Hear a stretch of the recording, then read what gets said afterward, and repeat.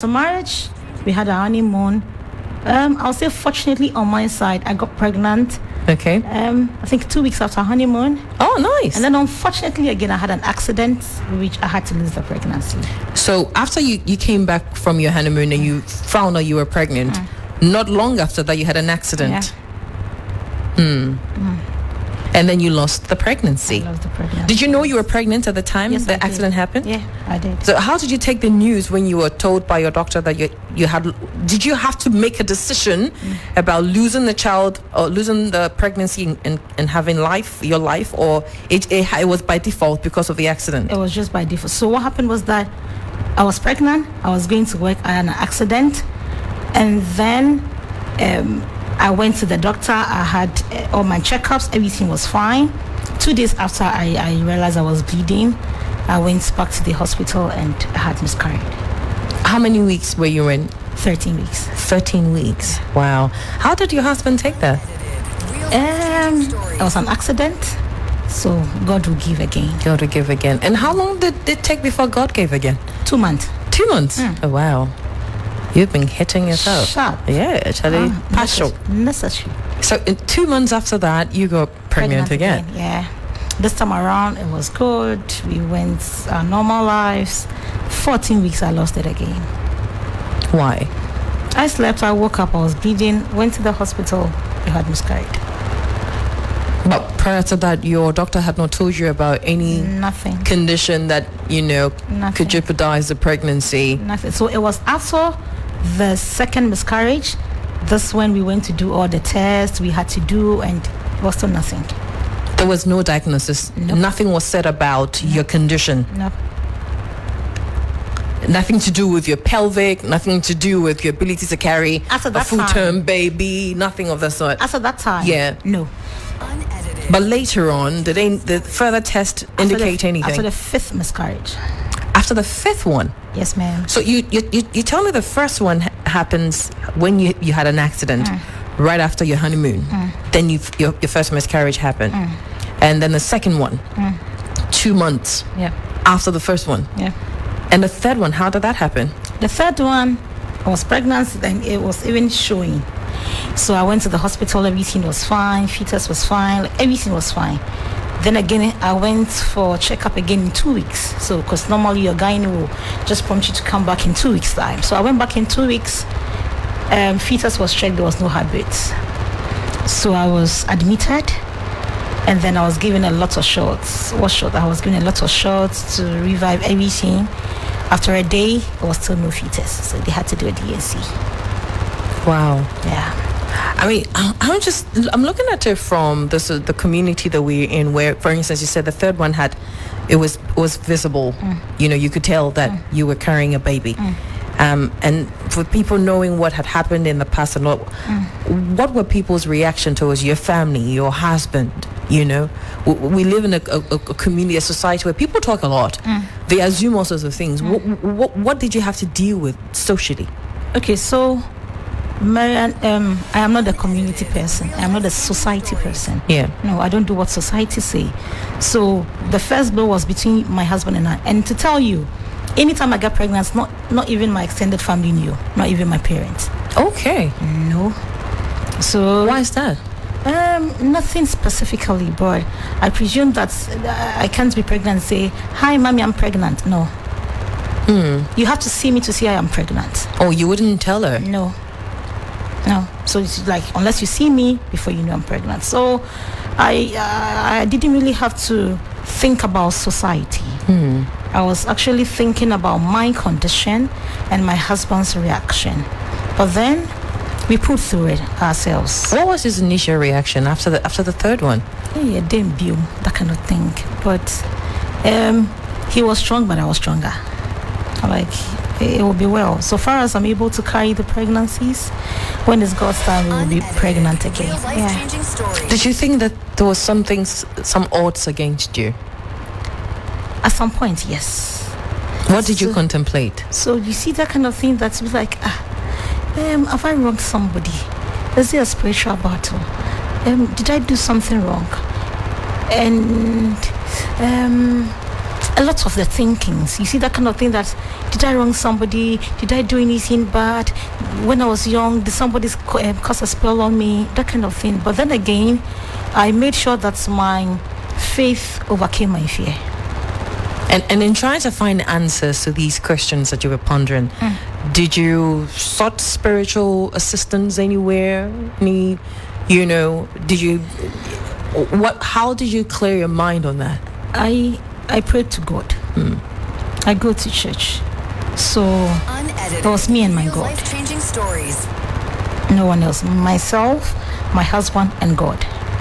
How did this journey impact on your marriage? Because I'm thinking from what you're telling me, I'm thinking that you were still in about your second or third year of marriage when all of this was happening. So all the 5 miscarriages I had happened within 2.5 years. 2.5 years. Yeah. How did that impact on your marriage? I mean, let's talk about this candidly. Was it? Oh, we're gonna be fine. Well, because I mean, no, yeah. Marianne, if I told you that, oh baby, we're going to be fine, no, then I'm a liar. No, it can't be fine. You cannot be fine after having a 3 miscarriage. It is not fine. But it is not fine, but we will be fine. So we had to just hold ourselves together and trust that it will be fine. Come what way, it will be fine. And I think what really pushed our faith up was after the 5th one. That was what challenged me the most. And then when I was pregnant with my 6th pregnancy, that was where my faith shoot up. Let's talk about the 4th one. How far did you go with the pregnancy? I think that was about 7 weeks. That one was when I had to change doctors.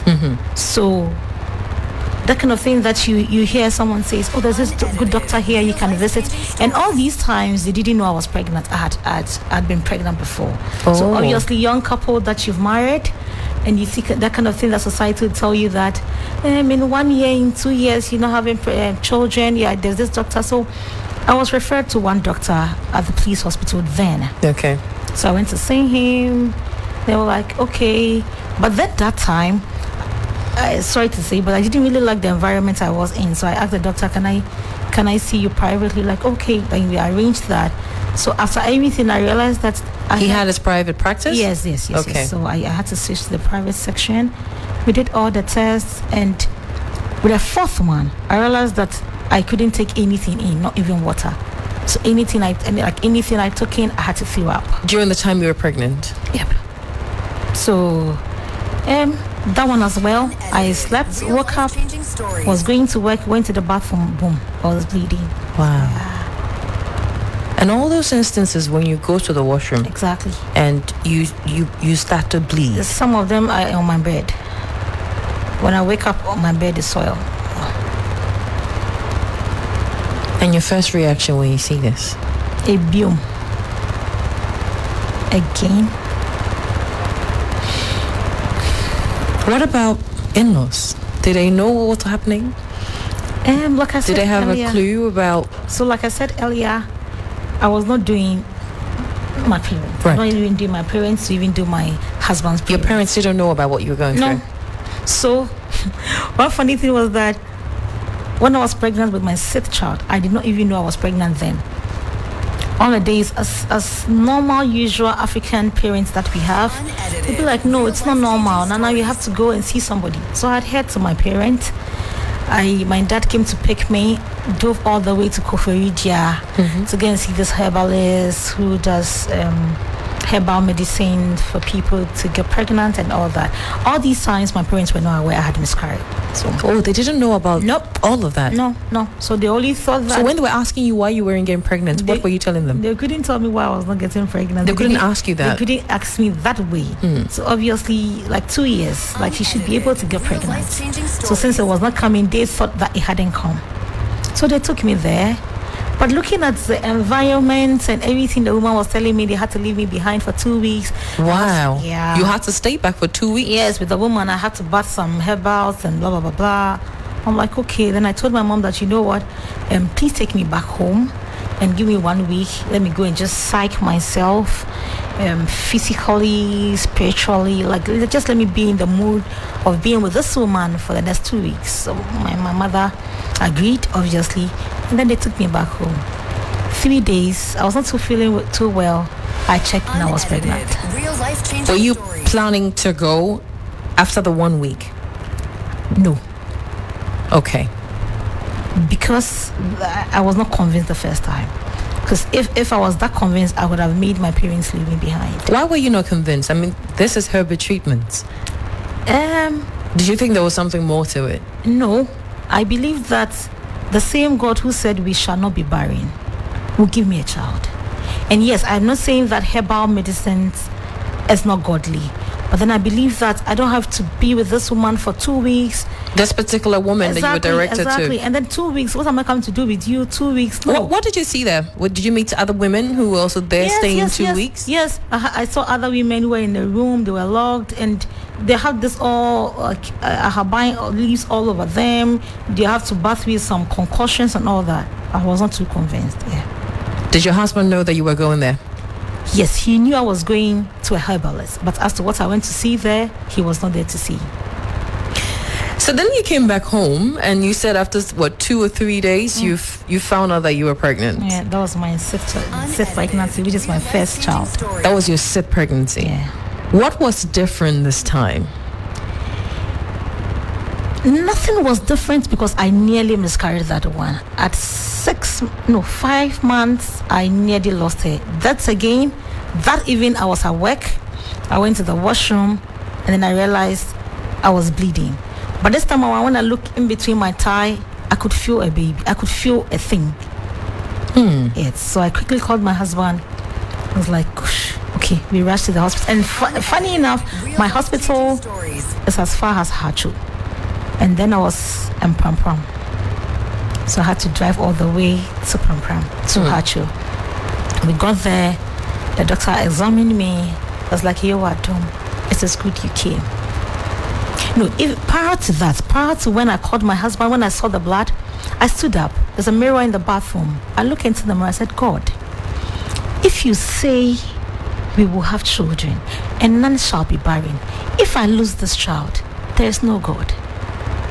My husband came for me. We went to the hospital, and then the doctor said, Yewadom, is good you came. You nearly lost this one. I said, no, doc, not this one.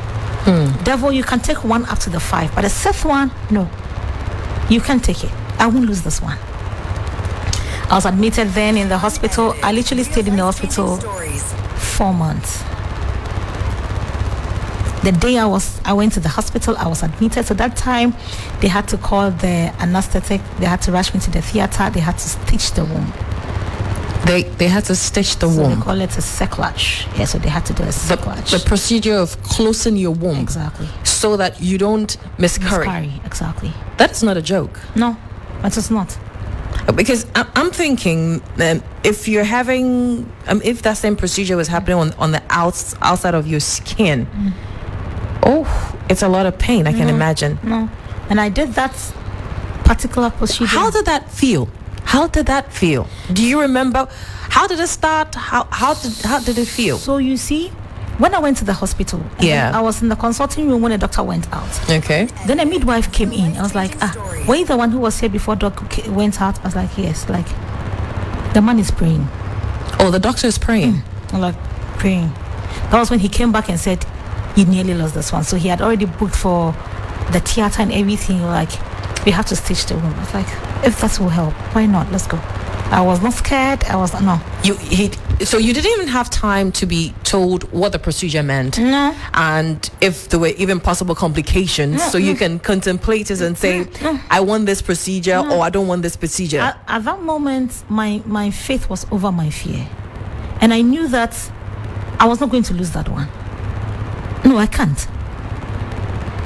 Because everything shows that I should have that child. Right. I had the feel that I should have that child. What do you mean by everything showed? Because I had prayed to God.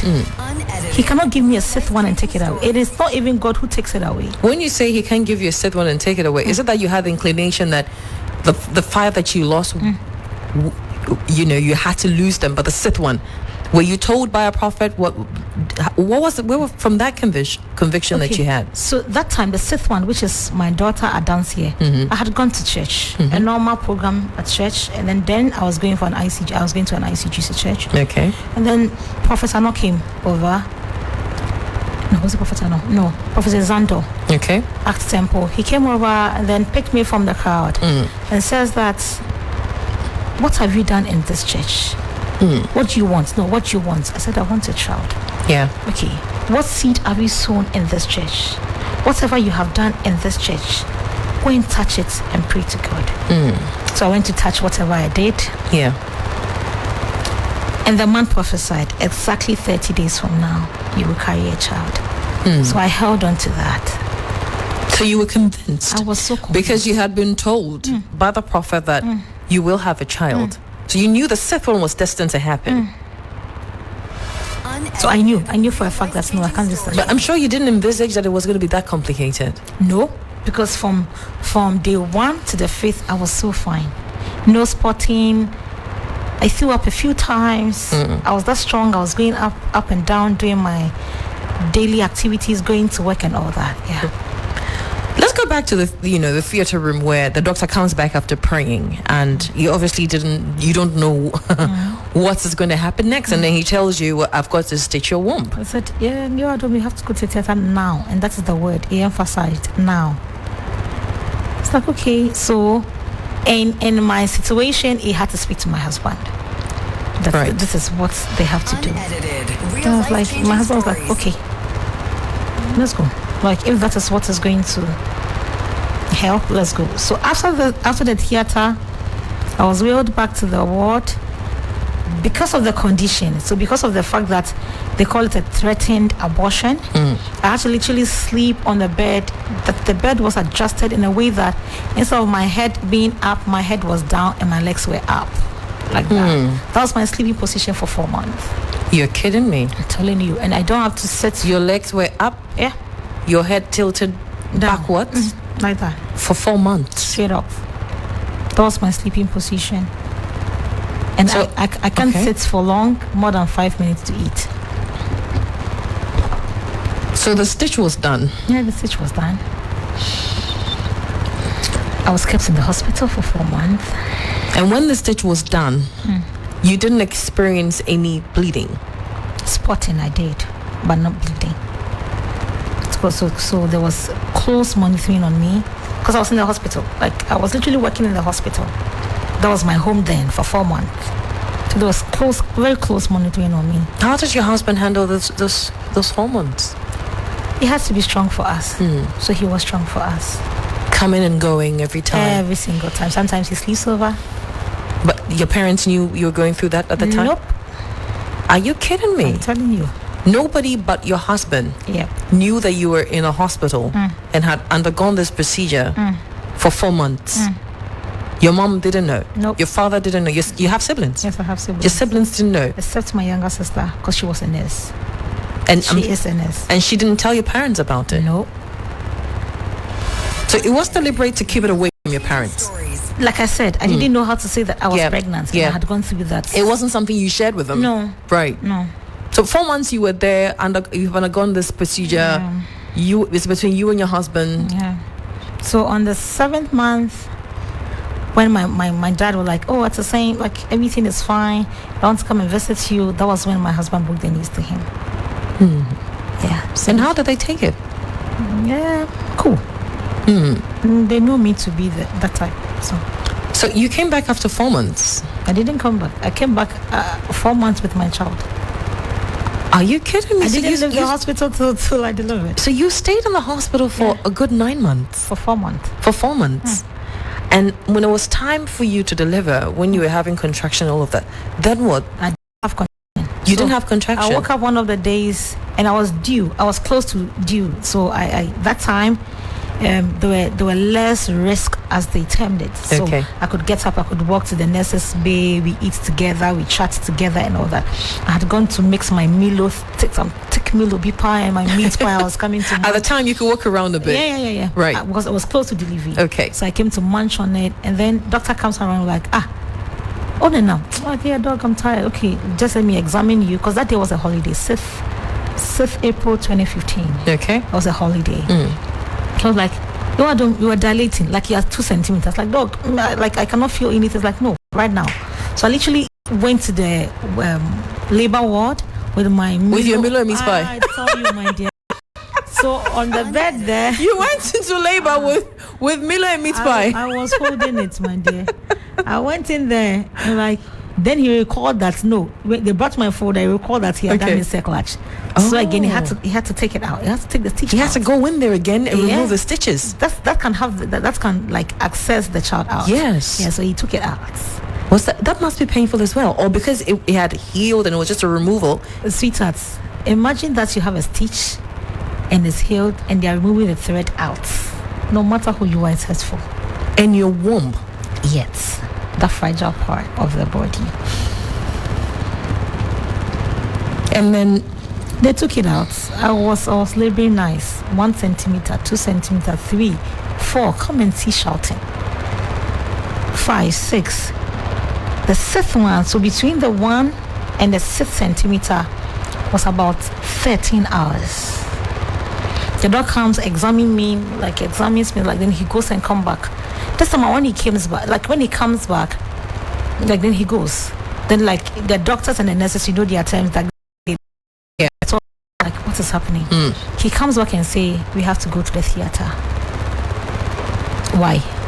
Because at 6 centimeter, that was about 2 hours ago when he had come and left. Right. Knowing that by the time he goes and come back in the next 1 hour, I should dilate to like about 7 to 8, which is near to delivery. I was still at 6 centimeter. So the pelvic had closed.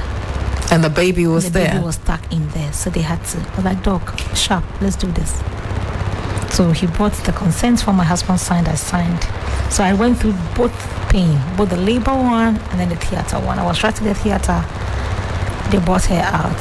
Then the doctor says, yo, Adam, how are you going to call this one? I said, my Adansi, my testimony. Wow.